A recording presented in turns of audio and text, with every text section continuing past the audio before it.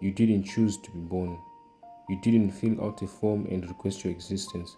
You simply arrived. And that tells us something. Life is not our invention. It's not a property we purchased. It was given, or allowed, or caused, depending on what you believe. Whether you believe in God or in evolution, one fact remains unchanged. You don't own life. If you believe in God, then life is a gift, a sacred trust. Scripture calls it holy, a stewardship, not a possession. The Lord gives and the Lord takes away. Job 1 verse 21. You are not your own. You were bought at a price. 1 Corinthians 6 verse 19 to 20. To end your own life or to help someone else end theirs is to seize a role that belongs to God alone, the author of life. If you believe in evolution, then life is the result of processes far greater than yourself, far greater than your will. You didn't design your brain. You didn't choose your heart to beat. You are the product of nature, not its master. To intervene in ending life is to reverse a system you didn't construct, a chain you didn't forge. What's the moral problem? Assisted suicide is not simply a private decision. It is a declaration that life is disposable when it becomes inconvenient, painful, or burdensome. It sends a message that dignity equals independence, that suffering has no meaning, that if life can't be controlled, it can be discarded. The consequences: it creates moral pressure on the vulnerable, the elderly, the disabled, the mentally ill, to see themselves as burdens.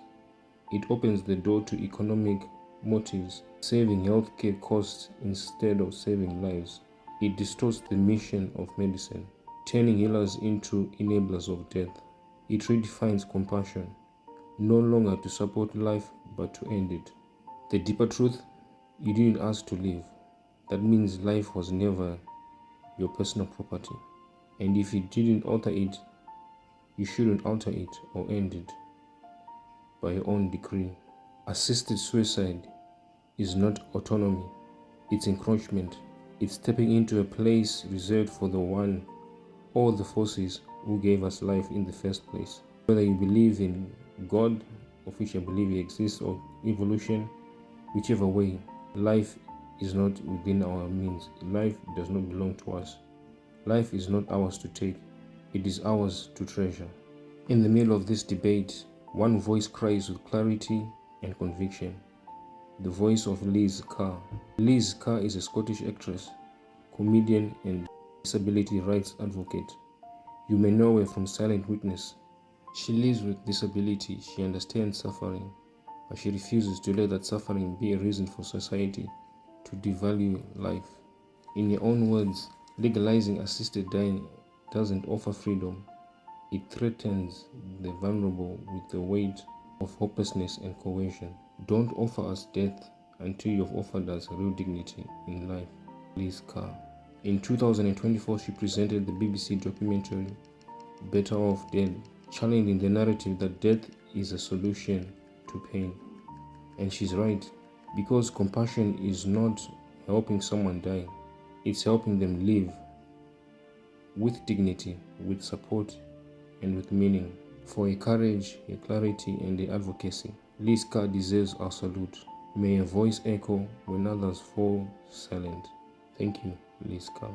When you legalize assisted suicide, you don't just change a law, you shift the foundation of morality itself. The sixth commandment says, "You shall not kill." Exodus 20 verse 13. But now we dress up killing in the language of compassion. We rebrand death as dignity and call it mercy. When man claims the right to end life, he denies the authority of the one who gives it. It's not just a medical act, it's a moral revolution. Scripture warned us of this mindset. Every man did what was right in his own eyes. Judges 21 verse 25. That's not freedom, that's lawlessness. The culture that permits assisted suicide soon forgets how to value any life that is weak, inconvenient, or costly. And this is the great danger. The road to lawlessness is paved with compassion. It begins with a plea to end suffering and ends with a world that no longer knows right from wrong. And once that road is opened, there's no telling where it ends.